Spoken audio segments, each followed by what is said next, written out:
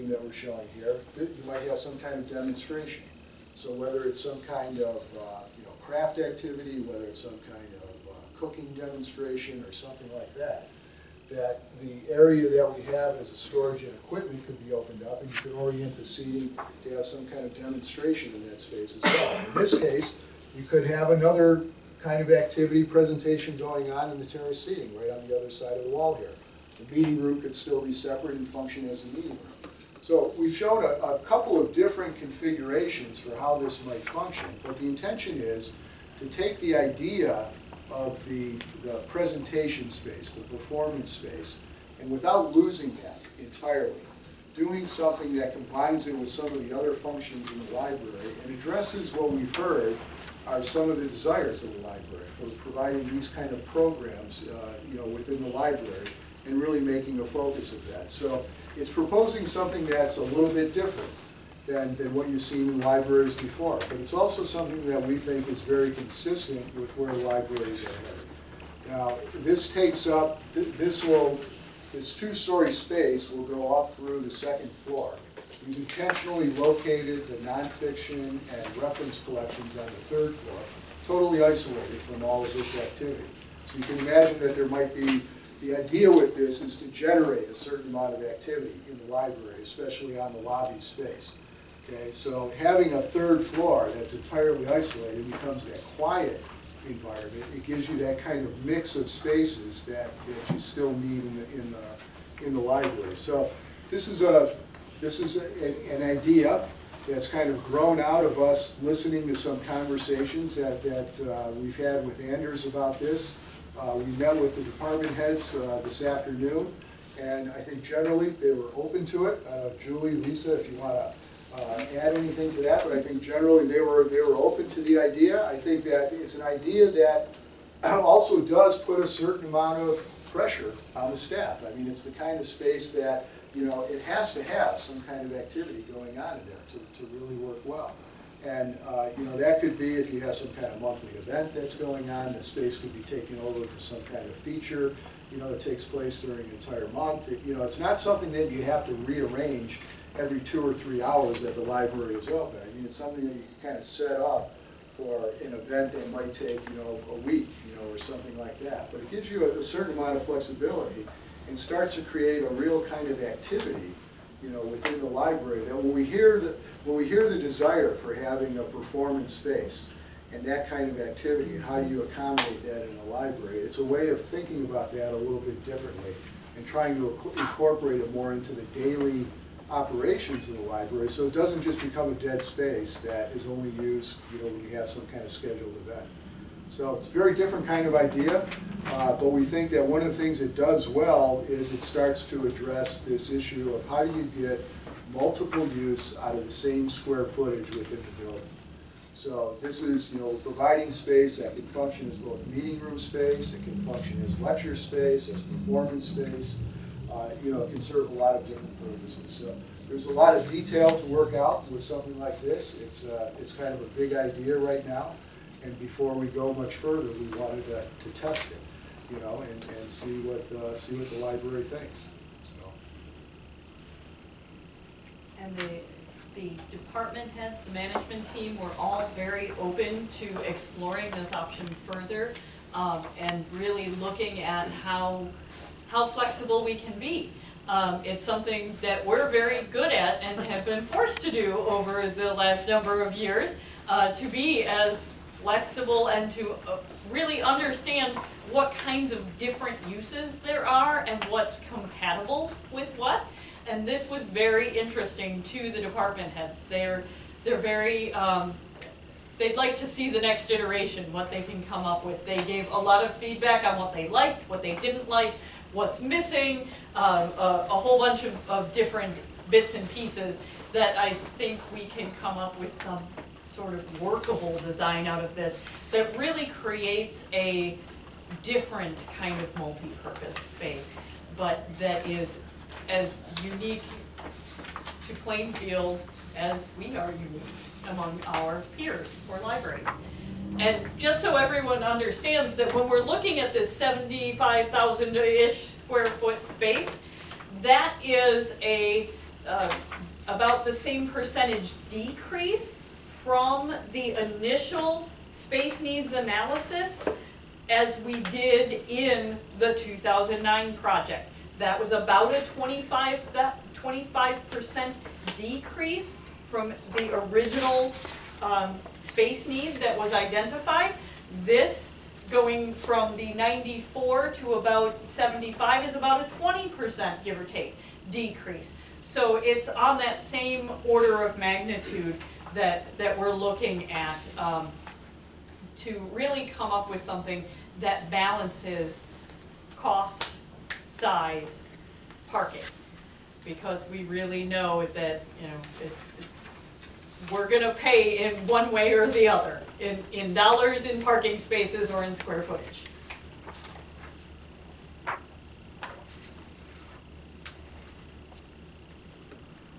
Any reaction?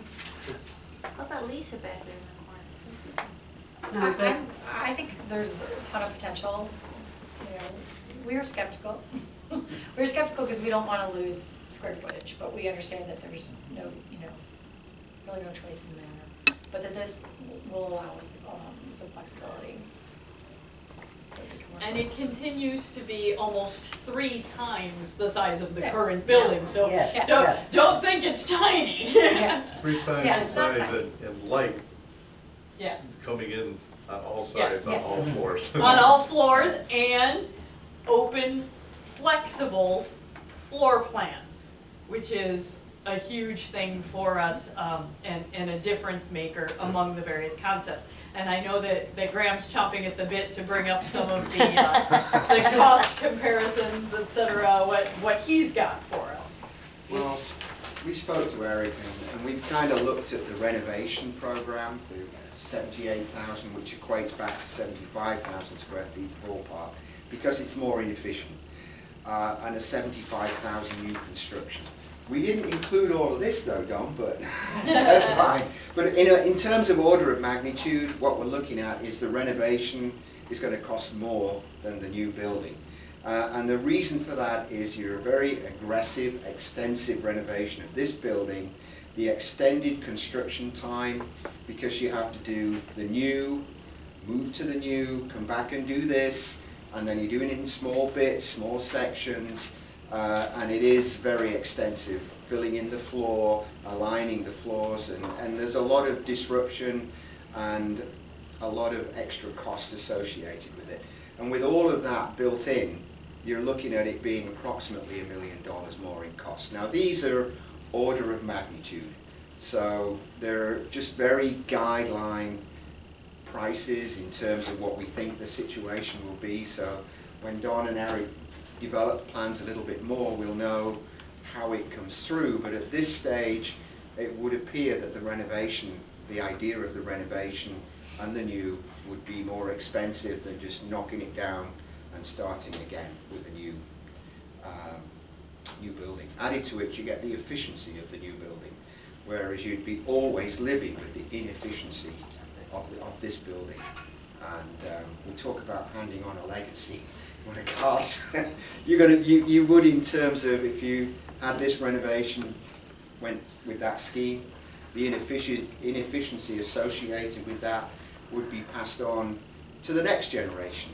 So whenever they decided, if they decided to add on to it or adapt it or change it, so you have to take that into consideration as well. Does that?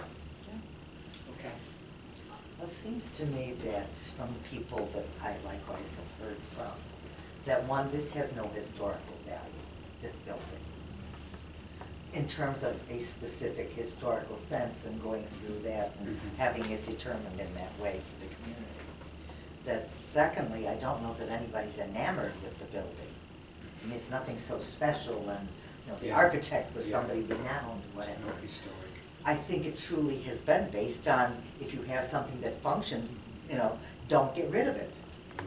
But if it's going to cost more and it's not going to function as well, it seems to me we don't have a way to want to provide that kind of direction. It makes no sense. Yeah, I would agree, but that's my personal opinion. You guys are the ones that have to make the decision. So I don't know how you want to move forward, Julie, whether you want to. Well, is there any other discussion around that idea?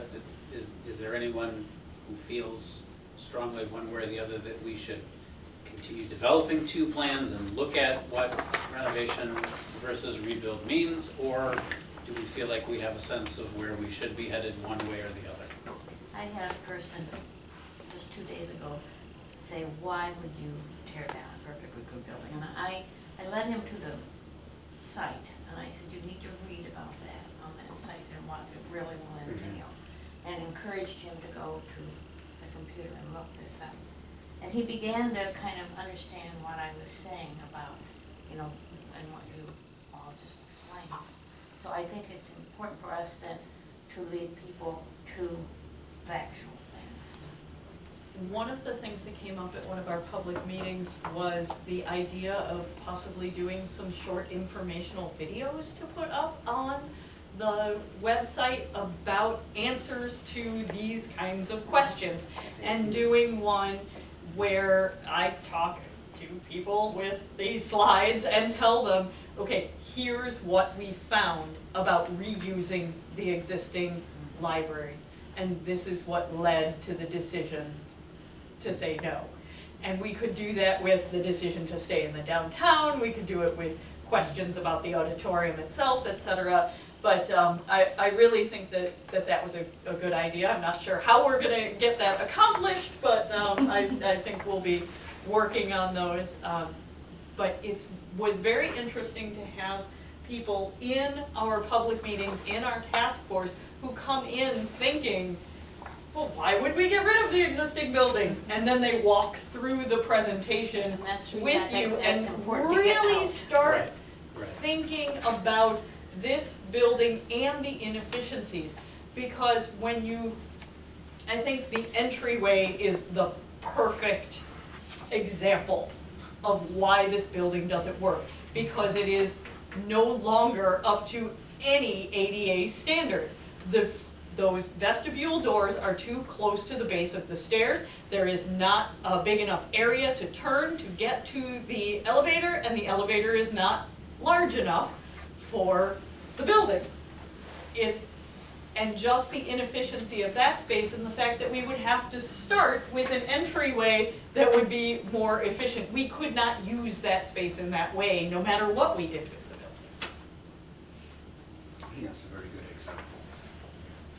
When you talk about extensive and aggressive renovation, that's one of the major points. The fact that you have to fill the floor in, and You're tearing out a major terrazzo, two sets of major terrazzo staircases, filling in this floor plate.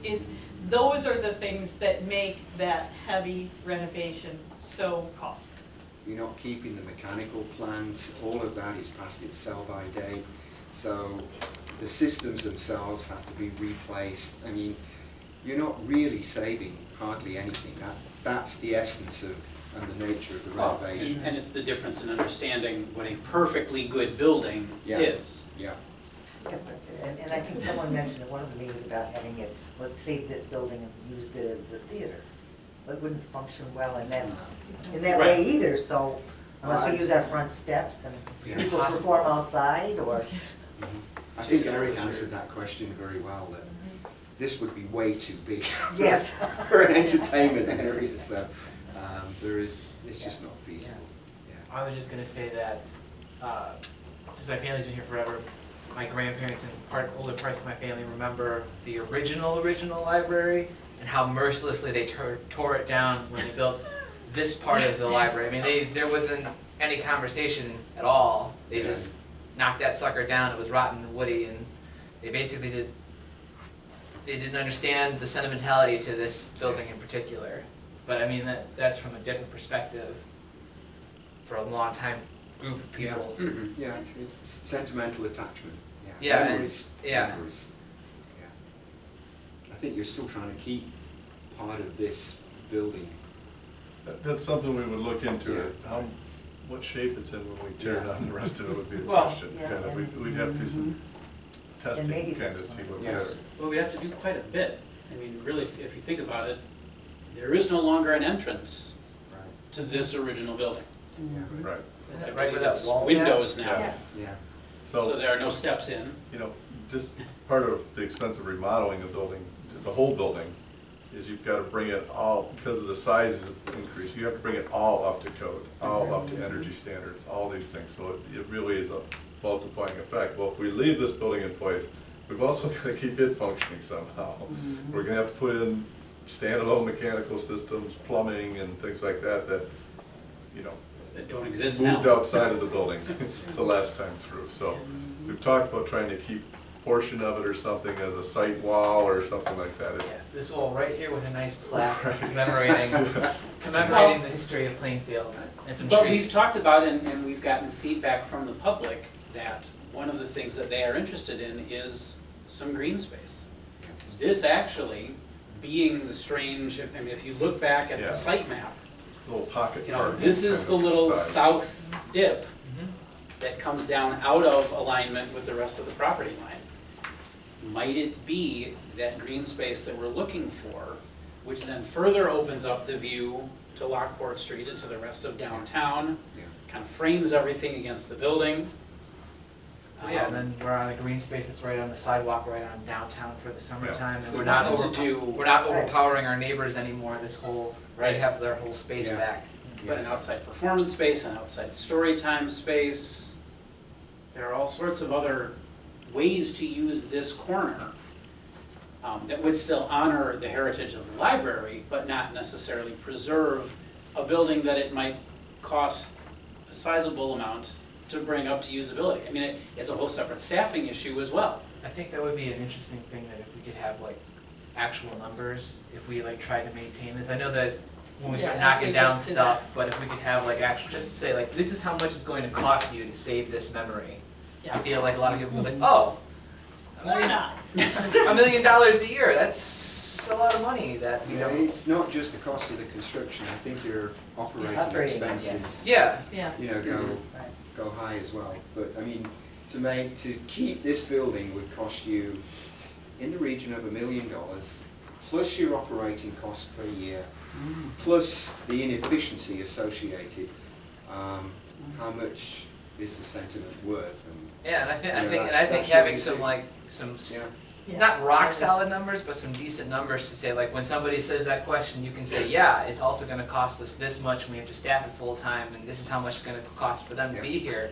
Does this sound like it's worth it to you? And if it is, we, the board, will take your consideration. Yeah. And then, when their eyes go wide at the number, Is it fiscally sensible? yeah, Well, and I Take think to that balance option. that against the purpose of what this building might Yeah. be as well, because Right. what are we going to house here Right. that would be separate from the rest of the collection? because we already have the That would be Historical worth- Society building, so why would we have a second Right. historical museum in Plainfield? So we have lots more to think about. Can I ask a question? I looked at this is really the first time I've really seen some of the plans. What happened to the cafe? I The just brew want to pub, know, you know. okay? I'm asking a question. I voted for the cafe. Too many library cafes in the greater Chicagoland area have gone under or had repeated and terrible experience with trying to keep a vendor in the cafe space. How about with Sandale? They did like a little snack area thing. Yes, which they actually give to that company for free.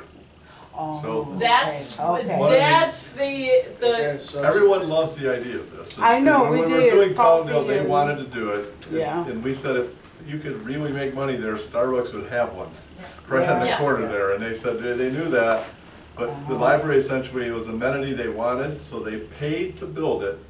They paid to the utilities and everything, and they don't take any money for someone to come in, and those groups still just make enough money to keep going. Okay. So when we were doing it, we talked to the attorney for Palmdale, and we left. He said, I told him not to do it. I represent all kinds of libraries, and they all lose money. And we're finding the same thing. It's very expensive to build them. There's a lot of health codes that go into them. Yeah. And then you've got to operate them, and it would be far cheaper just to give people a cup of coffee when they came in the door. Like the Well, banks we do have do. vending machines. So- Yes. That's This what we is, were this talking is the about. next point, is vending machines have changed a great deal in the last 5 years or so. Yeah. And a lot of people are going to kind of more upscale vending machines that can produce a decent cup of coffee, and I'm a coffee lover, and I believe, we've installed one of them. Yep. And that it produces a good cup of coffee, and it's something that doesn't cost the library money, makes money for the vending machine company, and serves the patrons in a Okay. far less space. And Mina, there's provision for the vending area in the lobby space. Okay. So one of the things I was just we wondering- talked about this afternoon was the possibility of getting a vending area, you know, off to the side. Oh, Use yeah. that informal hangout space as kind of a place to sit and have a cup of coffee, or you put some cafe tables out there or something, and, you know, Yeah. integrate that into this central piece in the lobby space. So, I get you. I was just wondering what happened to my cafe. I think everybody would love to have you there. We did walk by several coffee places a block away here. Yes. Yeah, Exactly. We'd probably And we allow them appreciate to bring having, it in, right? yeah. Yes? Set up a rotating Covered schedule cup? with our Right, well, neighbors. something like that. And that is one thing that's different about Fountaindale. They're nowhere near They're very in the middle of Yeah. a nowhere. retail district, so Right. there is no coffee available anywhere Exactly. nearby. You can't run around the And even corner, at that, or, they can't. yeah, you can't run up to the Right. corner. Yeah, got it. Now, is there a kitchen thing for demonstrations for culinary arts people that come in? Not at the moment. We've been, And Well, not a there's permanent one, something but you know, in there that, are yeah. ways to Yeah. do mobile things Yeah. that might, Right, and there might be too. For example, if you like the idea of a demonstration type space and providing that, there might be some kind of movable equipment to accommodate that. It would be different than a kind of fixed area Yeah. where if you have an outdoor caterer come in, it gives them a place to bring the food or something like that. So it might actually be both. I think it really depends on the degree to which you want to try to actually accommodate this kind of activity. Because those usually sell out, they're pretty Yes, full all the programs are time. pumped in. We'd still be able to do them. yeah. Based And on anything what, we With more build people. permanently has to meet certain code requirements. Right, and The yes. Changes the expense whole is scope. dramatic. Yes. So temporary things work better for those kind of demonstrations. based on what you've presented, the question then is, if 10 years from now, more space is needed, or something else is supposedly demanded, Yep. do you envision anything being able to be, it's flexible, but can anything be added on to? I think it's an excellent question, and I think that should be part of the next stage in what we look at. And to answer your question, yes, there has to be a way to expand the library in a logical way in the future that doesn't mess up everything that you build right now. So yes, that has to be a necessary part of it now. It might involve acquiring additional land in order to do it. The other way that we've done it is that we've built library structural systems to be able to support an additional floor on top. Okay, the problem with that is you're going to pay for a portion of that now, because you're going to have to increase the size of your structural system and, you know, maybe some of your mechanical systems, anticipating adding that in the future. So it'd probably be less expensive in the future if you could add on horizontally, but given your land constraints, it might mean that you have to acquire more land. Horizontal expansions are typically more efficient to operate too. It's when you add another floor, Yep. you have to add more staff. Someone has to be watching that floor, or you take all your, we've done it before, Evanston Library didn't have room, we put all the administration up on that floor. It's kind of isolating. They're not as in touch with everything as what they'd like to be, but they didn't want to have public up there because they'd have to have another service point. And the operational costs grow.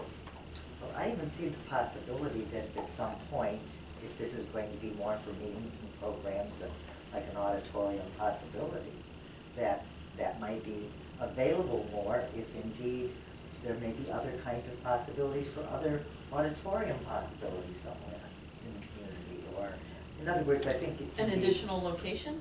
Yeah, Is an that what additional you're- location, or with the park district, or Oh, yeah. some other agency, and that might be, you know, an availability that we would be able to capitalize on, so we're not locked in with Right. this space, I guess, is where my Okay. thinking was. Okay. That it could still be, again, refurbished. Absolutely. Yes. Yes, absolutely. It's very hard to predict 20 years from now. Indeed. Mhm. You could go through another expansion of population way beyond what's projected. It's not likely, but it's happened before. And that And I was think- exactly what kind of led us to consider something that was majority flat floor or all flat floor kind of concepts, because when you're into that sloped floor, that's where you lose the flexibility of that space. And by minimizing that amount, then you have the maximum kind of flexibility with all the stuff that's on the same level. Right. But you could do what Julie's describing much more simply than what we're showing here. You know, if you had one big flat floor space, you could do that fairly simple.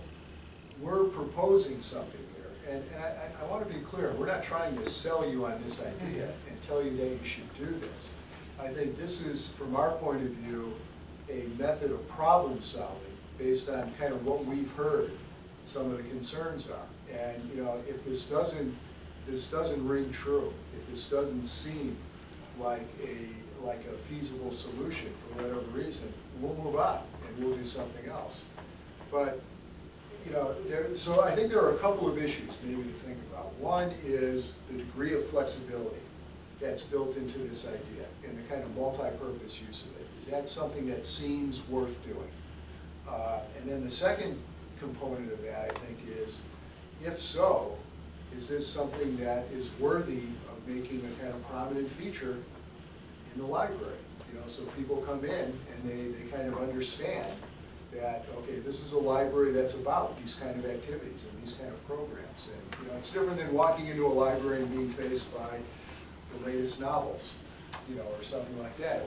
We can accommodate some of that in the lobby as well, but this is a very different approach. So I think there are really kind of two questions here in a way. One has to do with the amount of flexibility and trying to blend some of these different functions together. And then the second is whether it's appropriate enough for what it is this library is trying to do to make this kind of feature in the building. And I realize those are two totally unfair questions to ask you, because we have come in here tonight and laid on you an idea that we have not talked about at all before. This is an entirely new idea. We can't point to another library in the area that has exactly this. So, you know, it's also, these kind of ideas you also need to sit with for a while, you know, and we're not expecting you to get, you know, clear direction on this, but I think we are looking for a kind of gut reaction, you know, if that's possible. Now, is the public seeing these? No. I guess my first reaction is, this is what people would see walking in the door. Yes. It can't look like it's something that's just made up for that day. You know what I'm saying? Yes. You have so many places in which you have the walls that you just pull open and shut, and you can hear all the noise, and you hope it doesn't get off the track. Yes. So, I guess I think about what kind of an impact it would have to have Yep. in order to truly represent this is the library as you come in. Okay. The location may be good because we do have same entrance, maybe can be blocked off then for Yeah. private performances or Exactly. whatever when the Yep. rest of the place Yep. is not open to the public. But it's gotta be impressive enough. And I think we can solve that part of it. I think that we all have, we've all seen movable walls and partitions that are cheap and don't function very well. And this is an entirely different animal. I mean, in order for this to work, it really has to be built in a very sound way. This is a thing that concerns Graham, because Graham has just seen this for the first time tonight as well. And so Graham knows what the effort it's going to take to do this right and do it well. And, you know, it's going to cost something, you know, to do it. But, you know, this is also something that we typically do in public libraries. I mean, every public library we've done, you pick out a couple of spots in the building where you're going to spend more money and get a kind of feature that becomes important to that building. And you do this 2 or 3 times in the library. And you know, as people move through the building, they kind of fill in the gaps in between. And it seems like you're getting something much richer than you really are. And I think, you know, so for example, at Fountaindale, if you're familiar with that, one of those features is a stair. I mean, the stair became an important feature as a way of making it comfortable for people to get up to the third floor, to kind of draw people up to the third floor. So if you priced out that stair on a square foot basis and compared it to other much more functional stairs, you'd be very surprised at the cost. But it became an important element in that building, and it's not like we did that throughout the entire building. So I think what we're proposing here is something that would become one of those special features that distinguishes your library building. And I think we're suggesting this, again, as a way of problem solving and trying to address these issues.